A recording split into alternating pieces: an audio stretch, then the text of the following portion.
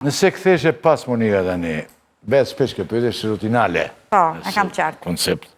Duke ditur të gjitha këto që di sot, gjithë këtë mendje që kemë dhe sot, që nuk është pak, çfarë do të ndryshoje nga ato që ke berë? Nuk do isha bërë kryetare partisë. Nuk do ishe bërë? Po. Je e sigurt? Po. Do me thënë ti... Do ikja në presidencë si zonjë e parë. Do kalojë zonjë e parë, aty dhe ishe ratë. Jo, sësë do isha ratë. Do kisha bërë gjëra që... Do me thënë e një si gabim këtë. Po. Po pastaj të ktheshe me undatë, do martoheshe me Ilir Metën prapë? Si undatë. Tani si jeni ti me Ilir Metën? Po, tashi martesa nuk ka më vlerë, mendoj. Jo tani, jo, iqe tani. Po të bë, u ktheve mbrapa, edhe vajzëri. Po, pa tjetër. Do martoheshe prapë me Ilir Metën? Pa tjetër. Ilir Meta nuk është ky. Me këtë mendje që ke tani? Absolutisht. Ilir Meta i 2023-shit dhe 2000... Ilir Meta që në kone, që në bas djegjes mandateve, nuk është Ilir Meta që kam njohur.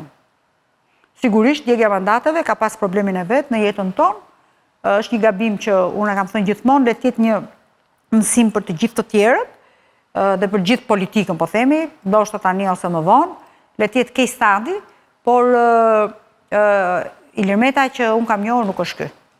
Unë kam njohur një Ilir Met të qetë, një Ilir Met të paqë, një Ilir Met që nuk fyen të asnjëri. Po dhe ka qenë vërtet. Një Ilir Met gjenial në politikë të jashtme, gjenial në politikë. Monika, po ndoshta edhe tani, po kushtet në cilat ajo është?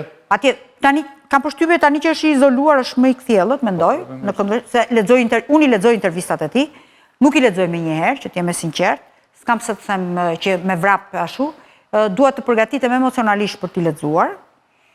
Sigurisht që i lexoj të gjitha, i lexoj me shumë vëmendje, i lexoj dhe në rreshta çfarë ka në mesazhe.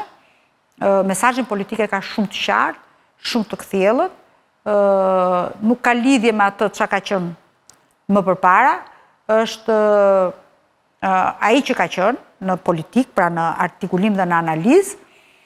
Sigurisht që është politik në kuptimin është i metodologjisë, është si puna saj, nuk është njëri digital, pra si të rinj që sot e lexojnë një libër në një element elektronik, pra në një mjet elektronik, por është nga ata që e lexon librin me letër, e kap me dorë, edhe në bërjen e politikës, edhe në mesazhin që politikë që lëshon, është i stilit, po themi, klasik.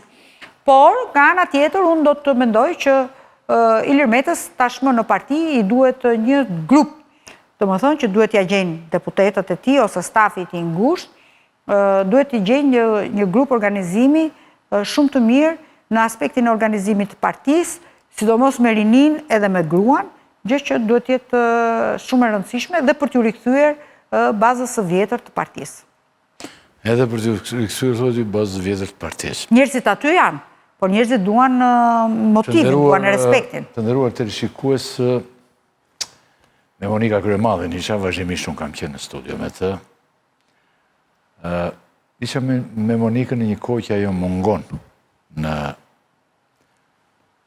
mungon vërtet në politikën shqiptare. Në fakt nuk ka shumë kuptime, kjo politikë kemi ne, të mungoj Monika. Unë e perceptoj dhe e shoh Monikën brenda saj. Dhe s'mund të jetë ndryshe. Monika, të falenderoj shumë. Falenderoj shumë, Ylli, dhe ty. Ishe kënaqësi. Kënaqësi dhe për mua. Nderuar teleshikues, ky ishte emisioni për mëngjesin e sotme. Do të takohemi javën e ardhshme. Më falni, të pejnten, se ngacruam dhe vajtë shumë.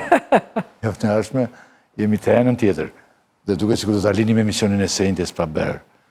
Po i fut një ritransmetim në një tjetër. Jo, i fut edhe mund të po të bjena një grip gjatë që bjena këto. Zonja Kryemadhi, përveç goditjes nga SPAK, ju keni patur divorcin publik me Ilir Metën, si që thamë.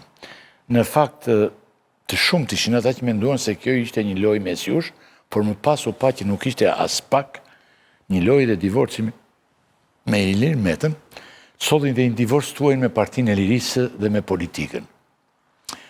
A është Meta ai që vendosi largimin tuaj nga partia, po si ndodhi? Meta mund të kishte çdo të drejtë që të vendoste për largimin jo vetëm timin, po të kujdo tjetëri. Ja i zërin, Ja u qapo. Dhe të kujdo tjetër, sepse në fund të ditës Shqipëria një fshat është, dhe mos mendojmë që është në një metropol i madh. Edhe fshat i vogël bile? Po, është shumë i vogël bile, sa lagje fshati nuk është në një metropol i madh, dhe normalisht ata që i themelojnë gjërat, është e imja dhe do ta drejtoj unë. Edhe filmat e Kinostudios Shqipërisë ka thënë topi është i imi, penalltin do i gjuaj vetë. Më kupton, nëse mban mend një film që ka qenë Mëngjes e lufte, kur lutin kalamajt që në kohën e pushtimit gjerman, që thotë djali Beut, topi është i imi, penalltin do i gjuaj vetë. Dhe në këtë rast Meta kishte shumë të drejtë. Që donte normal, sepse sigurisht që meqense kishte edhe çështjen e divorcit edhe në mendje dhe në hapa, pra në kalkulimin e vetë që bënte, normal që me një Monik në parti do ta kishte shumë të vështirë për shkak edhe të konfliktit që ne, sepse ne konflikt në jetën tonë edhe familjare kemi pas vetëm për politikën, nuk kemi pas konflikt për sa i përket sjelljeve tona personale. Kështu që me një Monik që donte të divorcoheshte për arsyet e tij, normal që duke pasur në parti do t'ja bënte shumë të vështirë menaxhimin apo edhe pjesën tjetër. Pse? Por të mos vazhduar më pastaj me aspektin, po themi, organizativ. Kështu që normal, u përdor zonja Silva Caka në atë kohë, edhe disa të tjerë, për sa i përket ndryshimeve statutore, për ta larguar Monikën nga kryesia e partisë dhe më pas për ta linçuar në komitetin drejtues që ta largonin, që të mos vinte më, etj me radhë. Dhe më pas zonja Caka u përjashtua për vete, pastaj kështu u përjashtuan të gjitha me radhë nga partia në mënyrë të tillë që të kishim një strukturë tjetër. Por ajo që unë e shikoj në një këndvështrim tjetër është që e gjithë qëllimi, tash unë nuk është se po jap në një aspekt i gjithë qëllimi? Gjithë qëllimi ishte shkëputja dhe dëmtimi i një bashkëpunimi politik që ishte midis meje dhe Ilir Metës, ai bënte politikën e madhe vendimarrjen, unë bëja organizimin e strukturës. Normal që përçarja e këtij binomi, po ta quajmë politik, jo për shkak të lidhjes. Sekond. Është një rast i vështirë në politikën shqiptare në këto 35 vjet, largimi juaj nga politika. Sepse unë nuk jam larguar nga politika. Minut, jo largimin nga partia. Unë po ristrukturohem. Nga Partia e Lirisë. As nga Partia e Lirisë nuk jam larguar. Jam e vetmja që paguaj kotat në bank, edhe disa antarë të thjeshtë. Po. Do të them diçka tjetër.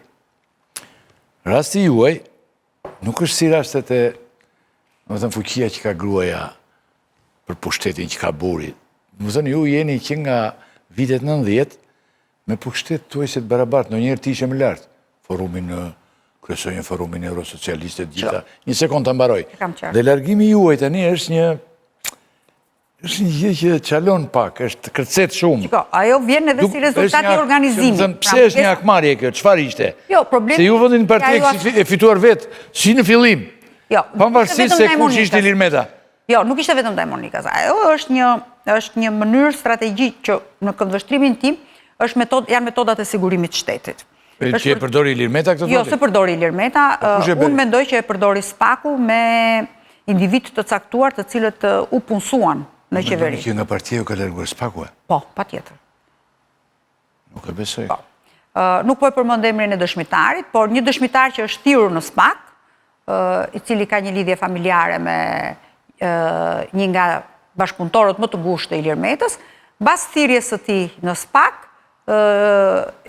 pati një çedim total të sjelljes së Ilir Metës, jo vetëm në familje, por edhe në parti, dhe sigurisht që kishte një, po themi, sikur SPAK-u kishte Monikën bashkëpunëtore dhe gjithë rrethin e ngushtë Monika Kryemadhit, bashkëpunëtor të SPAK-ut, të cilët kishin fshitur Ilir Metën, se për çfarë do e shisnim në Ilir Metën një zot e di, por gjitha vinte dhe kishte një lloj, po themi, mos harrojmë që edhe mediat në atë kohë, zoti Rakipi, shumë gazetarë, të cilët bënin si gazetarë që ishin, sikur flenin ndarke me Altin Dumanin dhe gdhieshin në mëngjes me Sotir Klapin, domethënë, si çështje, sikur ishin ata që kishin shkruar dosjen, i shikoje nëpër media, nëpër televizione, që flisnin me një garanci të plotë dhe që normalisht intimidonin në një farë mënyrë. Unë për veten time që e njeh veten time dhe e dija veten time në çdo gjë, Ilir Meta kishte të drejtë që tensionoheshte zoti Rakipi, sepse në të gjitha gjërat që kanë ngritur, ai s'ka pas dieni fare për ato çfarë janë të mijat.